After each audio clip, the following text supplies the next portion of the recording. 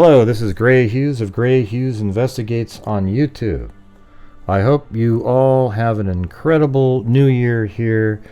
I really appreciate all of your support for my channel. It's really made a huge difference for me and also my ability to use the funds to help support various things that we're doing, such as our scholarship fund. We put $6,000 into that. 2 students will be getting $3,000 apiece.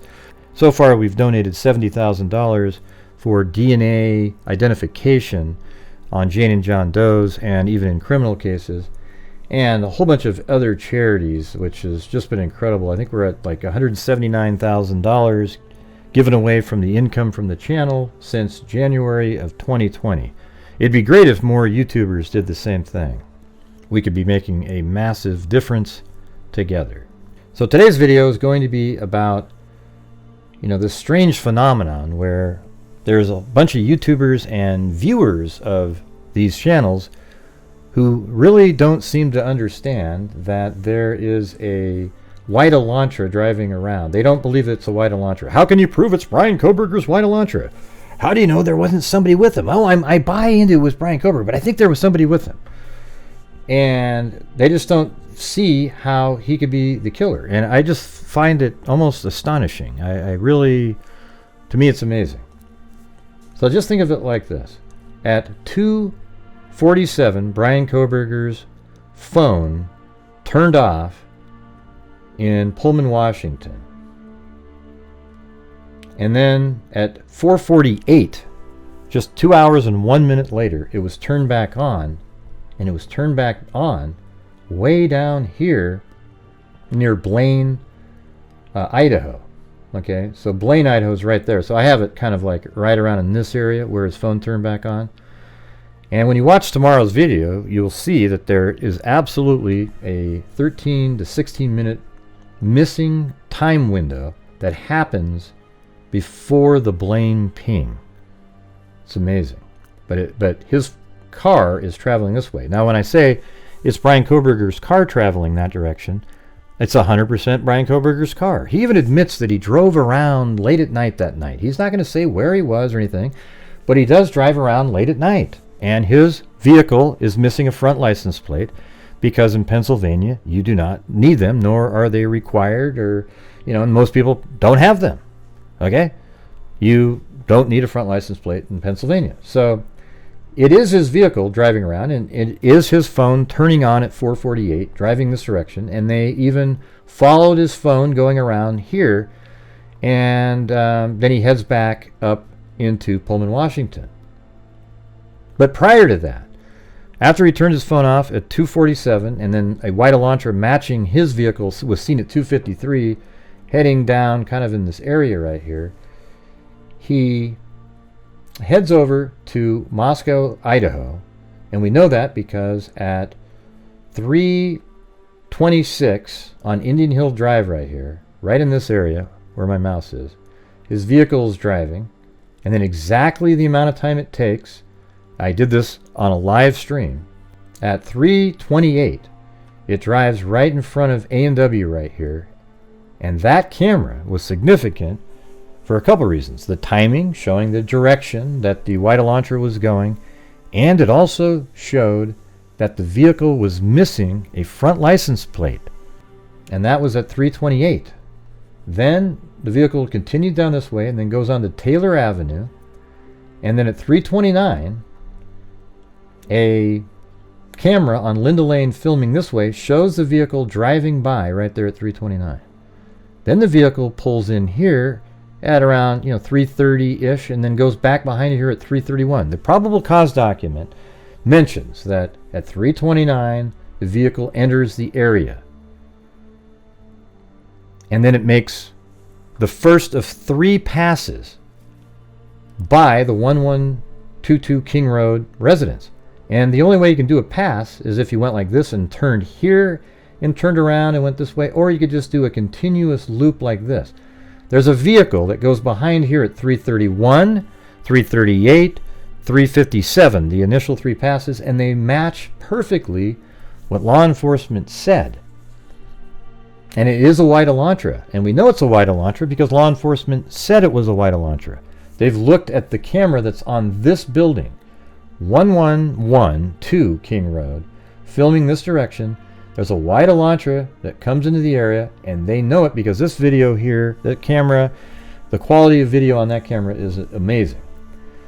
And then it drives around back here, and you pick it up on this 1330 Linda Lane camera going around, and it does its initial 3 passes, and it ends at 357.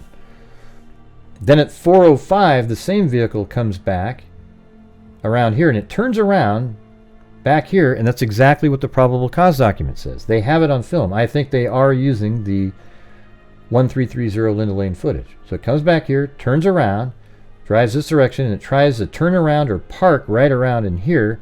Not exactly sure. Perhaps the lighting off of the trees over here, they're able to kind of tell what the vehicle was doing. Don't know. And then right here, and then it comes over here and does a 3-point turn, and then it comes back around like this, and then at 408 it parks right here. Now, at this point, the likelihood of that being Brian Kohberger's white Elantra is extremely high. It's missing its front license plate. Kohberger himself admits to driving around late at night, and we have his phone pinging at 448, heading south away from Moscow, Idaho. Okay? But as it parks here at 408, the vehicle stays there. So keep in mind, when a vehicle comes in this area and turns here, the only way out is this direction. There's no way out over back here. So at 408, when the vehicle parked here, you don't see it again until 420, leaving at a high rate of speed. And based on all of the information from Dylan Mortensen, the probable cause document with the whimpering sound, the dog barking, etc., law enforcement believes the murders happened in that window between 408 and 420. Now, I made a video called 9 Minutes of Hell that show you how long 9 minutes actually is. I think the murders could have taken place in a smaller time frame, even 5 or 6 minutes, which would have given Kohberger even more time to make sure that blood and other items like that were minimally transferred into his vehicle. But anyways, between 408 and 420, that's when the murders happen. And then something very unfortunate happened. The killer who left the white Elantra, which has a high likelihood of being Brian Kohberger's vehicle, the killer entered the house and he killed Ethan Chapin, Xander Kernodle, Madison Mogen, and Kaylee Gonzalez. During the murders of Madison, Mogen, and Kaylee, the killer left a knife sheath on the bed. And it was underneath the quilt next to Madison Mogen's body.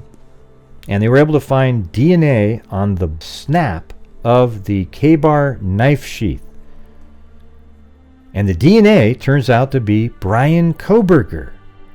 Now, the vehicle that was likely to be Brian Kohberger's, missing its front license plate, he said he was driving around, and his phone pinged at 448 heading south out of Moscow. It's now been confirmed that it is his vehicle.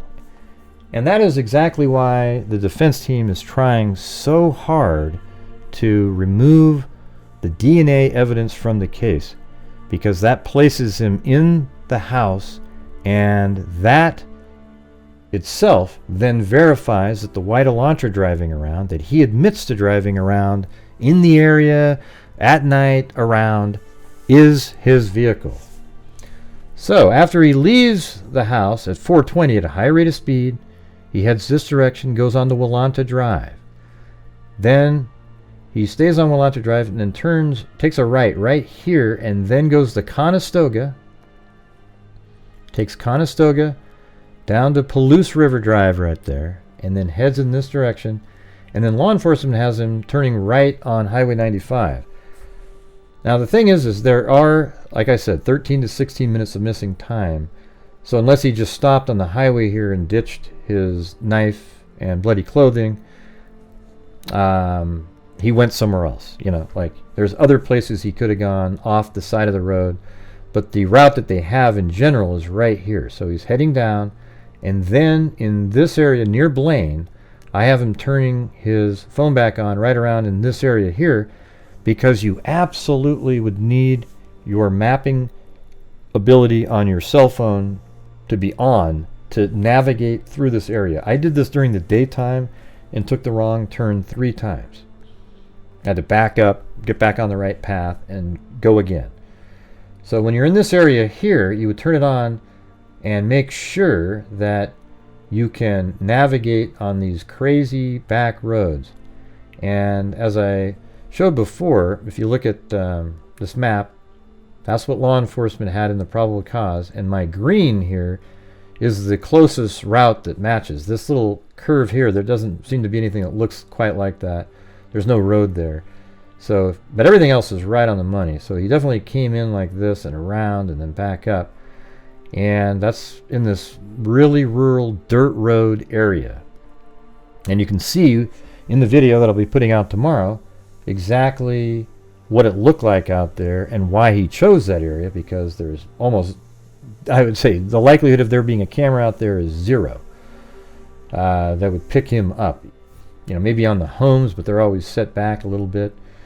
And he drove through here, and I think he probably had his phone on for most of this time, and then he turned it off once he gets to Highway 95, because he can easily navigate on Highway 95, but maybe he turned it back on at some point.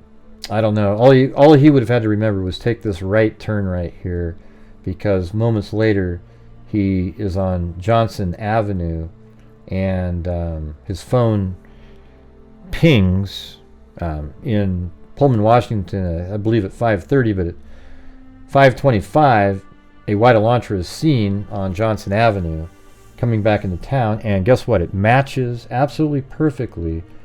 Once you set the clock at 4:48 around in this area, he gets right back here at 5:25. I mean, it's unbelievable. Just almost absolutely perfect. So there are 13 to 16 minutes of missing time, as I've done in other videos. I've shown you that, but you'll see that I literally just, in the middle of it driving, I skip over. I let you know, here we go. We are now skipping from 4:32 to 4:48. So you'll see that in the video tomorrow. But if you just look at what I just told you, can't you see that there's really no out here? You have Brian Kohberger saying he was driving around late at night. You have Brian Kohberger's vehicle heading south away from Moscow just 28 minutes after the murders. Prior to that, there's a vehicle that was spotted by the A&W heading towards the 1122 King Road residence at the time, missing its front license plate. Just 2 minutes later, it's driving behind the 1122 King Road address, and it is doing the first of 3 loops. And that is the vehicle missing its front license plate. It is a white Elantra, and we know it's a white Elantra even on the 1330 Linda Lane footage, because it matches the probable cause absolutely perfectly. So it is the same vehicle. It is the white Elantra. There is not another killer. There's no information presented whatsoever at any point, anywhere at all, that suggests that there was anybody with Brian Kohberger. You might believe that, but you have no evidence to show to prove that whatsoever. So then after the vehicle does those loops and parks its car between 408 and 420, the murders happen. Then the white Elantra speeds away at 420, but just prior to it speeding away, a knife sheath, a K-bar knife sheath, was left on the bed of Madison Mogan containing the DNA of Brian Kohberger, thus proving that the white Elantra driving around without its front license plate, it was once thought of as being very likely his vehicle. It now is his vehicle, because his DNA was found inside that house, and it could have only been deposited there between 408 and 420, right when the vehicle matching his vehicle, perfectly missing the front license plate, was parked. Then the vehicle drives away, and then at 4:48 south, so just 28 minutes after leaving at a high rate of speed, his phone pinged near Blaine, Idaho at 4:48, and then headed round to the west, and it was continuing to ping through the really rural areas and then goes back home. But prior to that is when Brian Kohberger sealed his fate. A white Elantra matching his, the DNA on a K-bar knife sheath deposited during a specific window where his white Elantra was at, then his phone turning back on at 4:48 heading south away from Moscow, Idaho. And if I was on a jury and I saw that information, I would have no reasonable doubt that that was Brian Kohberger's vehicle and that he was in the house and therefore committed the murders. Now, I'm sure law enforcement even has more information. When the probable cause document was put out, that was at the very beginning stages of the investigation. They investigated for months after that, and I think they got all they need, and now they're just waiting for a trial date to be set and for all the little motions to go through, etc., etc., etc. All right, so I hope this all made sense to you, and again, I hope you guys have a fantastic new year. I appreciate all of your support, and I just want everybody, when you're watching videos out there, hold the content creators accountable for misinformation that are purposely put on you. You give them credibility just because they're a creator, and they abuse that responsibility because you are going to believe, and they know that sensationalism is much more interesting and sells more than just the hard, cold facts often. So they're using the fact that you are going to believe what they're putting out, and they can just say whatever they want, and you got to hold them to account. Like, for example, I just proved the other day when somebody said it was a tunnel underneath the house and they darkened it up, and I can show you that it was just dirt on the regular drone footage. Doesn't that upset you at all that they tried to trick you like that? It should, but apparently it doesn't. So it's very odd to me, but I appreciate you guys all watching, and like I just said again, have a great new year, and as I always say, until next time, everybody, be safe out there.